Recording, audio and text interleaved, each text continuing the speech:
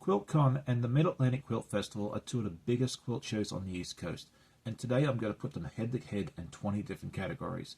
Which show do I believe is the best? Which one would I go to again? And if I could only go to one, which one would it be? Find out this plus much more. To make this fair, I did some research on the travel aspects as I drove to both shows, so I'm going to include stuff like airports, public transportation, and so forth to each of the shows. I also did not do any comparisons on the classes or the lectures, as I did not attend any on either show. There are 20 different sections where I go head-to-head with both shows, but I've broken them down into 4 main sections. The first one will be travel logistics, then we'll move on to the quilt show itself, where the quilts are, then the vendor floor, and then the overall. So let's go ahead and get started.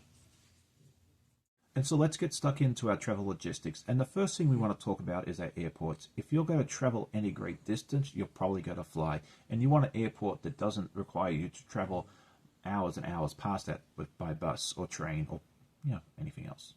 So for the Mid-Atlantic Quilt Festival, it's in Hampton, Virginia, and you have a couple of airports to choose from. Norfolk International is about a 30 to 45-minute drive away, and they are serviced by 8 of the bigger airlines in the US. There's also Patrick Henry Field, which only has 1 destination, and then Richmond International is about 90 minutes up the road.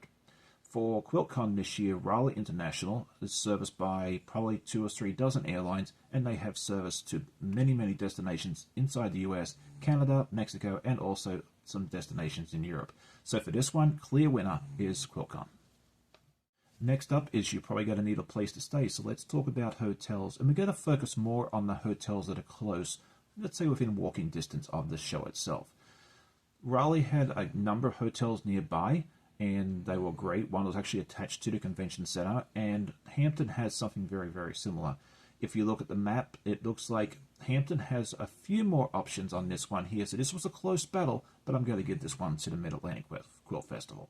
The next one is transport tour, and we are not going to talk about parking just yet. So this is if you want to take a bus or a train or something else like that to the convention center. Public transport to Raleigh was fairly good. There actually is a bus line that drops you outside the convention center. Hampton did not have that, unfortunately. And the train station in Raleigh is about a 10-minute walk from the convention center as well. So if you wanted to take Amtrak to the event, you could very easily do so. So again, we're going to have to give this one the Quiltcon. So the next one is parking for those that are actually going to drive themselves here. And there was a clear winner here. The parking situation in Raleigh was good. There were several parking garages within walking distance of the event. But Hampton, because it wasn't right downtown, they have parking lots right outside the convention center. Plenty of ample free parking as well. So this one here, definitely going to go to Mid-Atlantic. Next up is going to be our entry cost. And this one is a little difficult to determine because there's a couple of different ways of doing it. If you buy a membership to the Modern Quilt Guild, you actually get free entry if you do it early enough. So you could actually get in for free. The Hampton show was $15 for the whole weekend, or you could buy a day pass to Quiltcon for $15 or a all weekend pass of $40. So because of the cheaper options, I think we got to give this one to the Mid-Atlantic Quilt Festival. And finally, we got to say the ease of buying the tickets. And again, this one was fairly close, but there was just a couple of little things where I had to give this one to a particular show. Buying the tickets online for both sites were fairly easy, fairly user-friendly, but picking up your tickets if you buy them ahead of time, I found would have been a lot easier at Quiltcon because there was plenty of signs, there was plenty of people directing you towards where you had to pick up the tickets. It wasn't quite as easy at Mid-Atlantic Quilt Festival. Again, this one was close, but we've got to give this one to Quiltcon. And so that's it for travel logistics. Now let's move on to the quilt shows itself, because this is one of the main reasons we go to our quilt show, right? The number of quilts. I didn't take a count of each show, but I believe the Mid-Atlantic Quilt Festival had more quilts. They had, a wider variety of different sizes. I think the number would be close, but I think for the number, we got to give it to Hampton. Next one is the variety of quilts. And again, this was a fairly close race. Quiltcon and Mid-Atlantic both had a wide variety of different displays and so forth there. But I believe Hampton had just a little bit more variety. If the Quiltcon had more modern quilts, whereas Mid-Atlantic had more of just a little bit of everything. The next one was a clear winner, and anyone that had been to both shows will definitely agree with me on this one here, and that was the spacing, the aisle space and that sort of thing there for the quilts themselves. I'm used to going to Mid-Atlantic where there's plenty of space for you to wander around and not bump into people. But at Quiltcon, it was a lot more cramped, a lot less distance in between the aisles. So for this one, clear winner for this one would have to be Mid-Atlantic.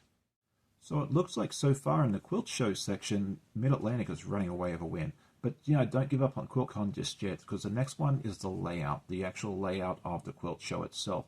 And I give this one to Quiltcon because the Mid-Atlantic, although it's got nice big spaces and everything else, is a little convoluted sometimes, and you don't really know unless you happen to see the sign in the one section as to what display this is for, whereas Quiltcon was much better marked out as to which section was which.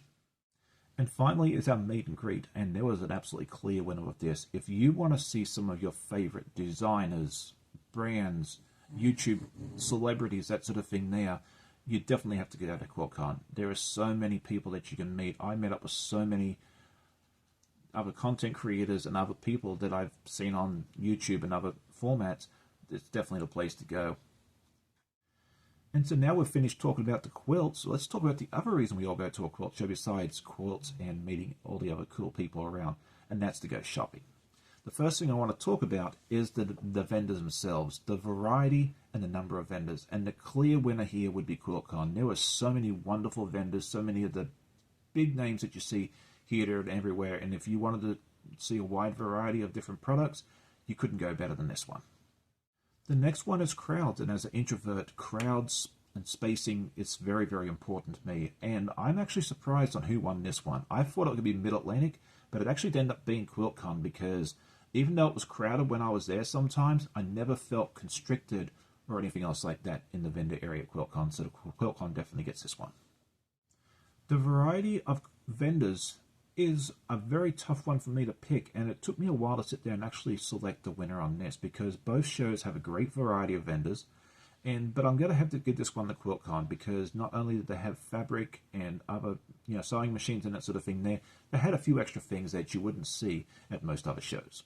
The next one is spacing in the aisles and that sort of thing there. And again, clear winner here is Quiltcon. I found that the aisles were nice and wide. They took a lot of care into figuring out how much space they figured they might need for the people to be able to get in and out of each of the booths. And I never had a problem doing that. Whereas at Mid-Atlantic, if you get stuck in the aisle at some point, you might not be able to get in and out because of the crowds. The layout of the vendor area.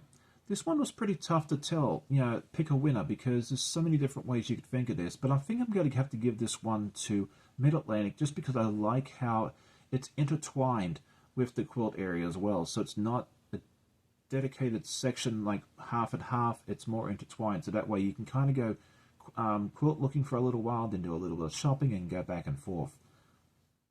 And finally, let's talk about food and drinks. If you're going to one of these quilt shows for the entire day, you're going to get hungry. Both events had a concession stand, and they pretty much sold the same stuff. So I had to look out a little bit further afield to figure out which one I'm going to give this to. And I thought, where would you go if you wanted to go outside, maybe grab some fast food, or you wanted to go out and have like a sit-down lunch? And for this reason, this is why I picked Hampton, because within a 5-minute drive, you could find a bunch of different restaurants, both quick service and sit-down, whereas Raleigh was a little more difficult. The last two things I want to compare is the overall show itself when you put the vendor and the quilts all together in one. The first section is the overall layout, and this one was tough. Do I go with the defined areas at Quiltcon where the vendor area is on one side and the quilt show is on the other, or do I like how the Mid-Atlantic has it set up where it's kind of intertwined? And I think I just have to go with the intertwined. I just think it's a little more fun where you don't have to walk from one side or the other to see something totally different if you want to break from shopping or you want to break from the quilts. And finally, the ease of navigation, finding a way around the show and that sort of thing there. Overall, I thought Hampton was easy to get around inside the floor because everything's on one level, whereas Raleigh's on 2 or 3 levels. But I'm going to give this one to Quiltcon because even though the app is not perfect, it actually shows you where each of the vendors are. You don't have to go like wandering around for miles trying to figure out where your favorite vendor is and that sort of thing there. The fact that they had a map and showed you where everything was, if you needed it, I thought was perfect. So who is each of these shows suitable for? And that really depends on what you're going for. If you're looking to go to see all the pretty quilts, it depends on your taste. If you like the modern quilts, you will be very, very happy at Quiltcon. It's a wonderful modern quilt show for that reason. If you like more traditional quilts, you may not be quite as fond of the selection of quilts there. Mid-Atlantic is kind of like a lucky dip. You have a little bit of everything. A little bit of traditional, you have art, you have just about every type of quilt that you can think of. So if you're looking for a good quilt show with a wide variety, you may prefer the Mid-Atlantic show. If you are looking for shopping, I think Quiltcon has the edge on this one here. As you can see, we're given the check marks to Quiltcon in many of those categories there. The vendors at Mid-Atlantic were fantastic, but if you have to, only go to one for the shopping, I think Quiltcon's definitely the one there for you as well. And of course, if you're going to people meet and try and see some of your favorite celebrities, Quiltcon's definitely the one to go there. They don't really have a whole lot of celebrities show up to Mid-Atlantic, so yeah, it's kind of like Comic-Con. If you want to see all your favorites, you have to go there. The same thing with Quiltcon. So the end result is 10 to Quiltcon and 10 to Mid-Atlantic. How about that? It was so close, and I think it's really fun. So what is my pick? Do I have to do a tiebreaker? I'm not going to, because I love both shows for so many different reasons. I definitely love the quilts because I'm more a traditional person. I definitely like the quilt show aspect of it over at the Mid-Atlantic, but I also loved being able to meet and greet and interact with so many people over at the Quiltcon show as well. So yeah, I cannot pick a winner. I'm sorry to disappoint everybody on that there as well. Final question is, would I go again? Absolutely. I go to the Mid-Atlantic show pretty much every year because it's like in my backyard, well, 20 minutes down the street. And Quiltcon, if it's within driving distance, I'm definitely going to go again. I just love being able to interact with everybody.